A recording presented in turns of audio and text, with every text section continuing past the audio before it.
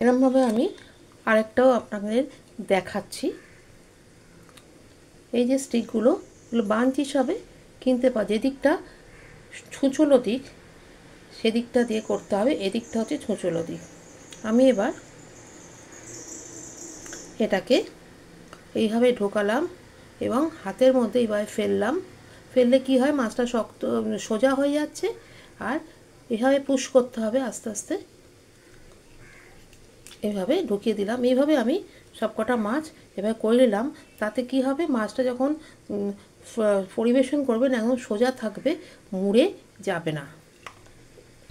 সবকটা মাছ এভাবে আমি স্টিক লাগিয়ে নিয়েছি। এবার এর উপরে আমি একটু হলুদ দেব, হলুদটা ছড়িয়ে দিলাম আর লবণ ছড়িয়ে দিলাম। এবার এটাকে ফ্রাই করব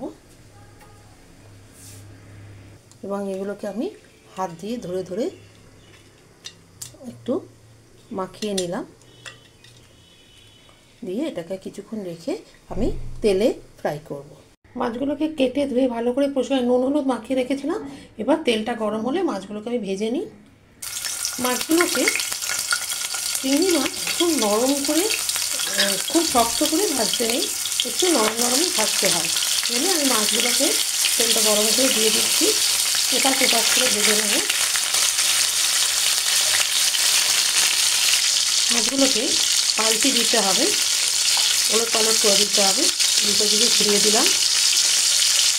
একটু নরম নরম চিংড়ি মাছ ভাজা হয়, তাতে টেস্টটা ভালো থাকে। মাছগুলোকে এবারে আমি তুলে নেব। এভাবে আমি সবকটা মাছ ভেজে নেব। যে তেলে মাছ ভেজেছি সেই তেলে আমি দুটো তেজপাতা দিয়ে দিলাম আর গরম মশলা, দারচিনি, এলাচ, লবঙ্গ দিয়ে দিলাম। এটা গরম হোক। এবার এর মধ্যে আমি পেঁয়াজগুলো দিয়ে দেব। নুনটা বুঝে দিতে হবে, কারণ মাছে নুন দেওয়া আছে। এবার দেব রসুন। রসুনটা দিয়ে একটু নাড়তে হবে। আদাটা একটু বেশি লাগে। দেব দুটো ছোট টমেটো পেস্ট করা। এবার দেব একটু হলুদ। যতক্ষণ এটা হচ্ছে কষছি তখন আমি এই কাজু বাদামগুলো পেস্ট করে নেব। এবার এটাতে আমি দেব 2 চামচ, 1.5 চামচ মতো দই এবং তার সাথে কাজু বাটা।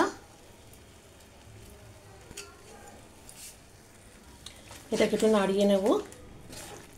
এবার আমি দুধটা দেব, সেই দুধটাকে আমি ছেঁকে নিচ্ছি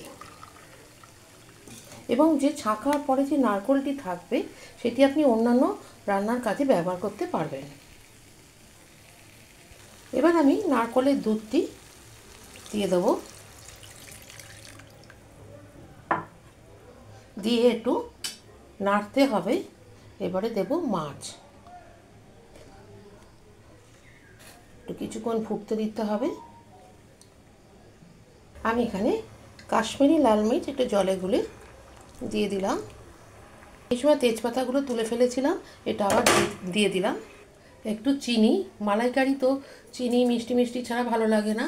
এবং বেশ অনেকখানি ঘি, এটা লাস্টে দিতে হবে। ঘিটা দিয়ে একটু নাড়িয়ে দিচ্ছি।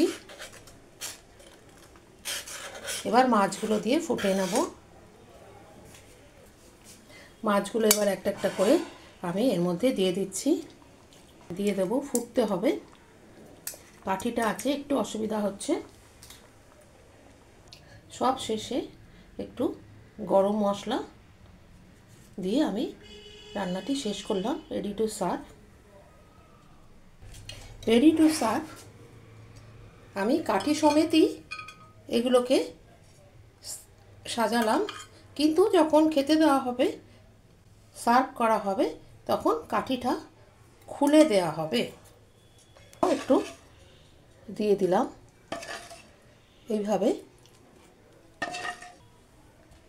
অনেকেই ঝাল খেতে পারে না, জন্য আমি ওপর থেকে কাঁচা লঙ্কাটা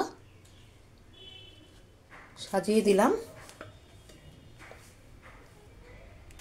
এবং এর সাথে পেঁয়াজ খুবই ভালো যায়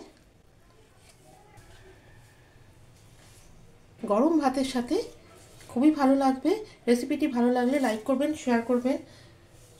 ফেসবুক থেকে দেখলে ফলো করে দেবেন এবং ইউটিউব থেকে দেখলে সাবস্ক্রাইব করা না থাকলে সাবস্ক্রাইব করে দেবেন। কমেন্ট বক্সে অবশ্যই বানিয়ে খাবেন এবং কমেন্ট বক্সে অবশ্যই লিখে জানাবেন কেমন হলো। ভালো থাকবেন, সুস্থ থাকবেন। নমস্কার।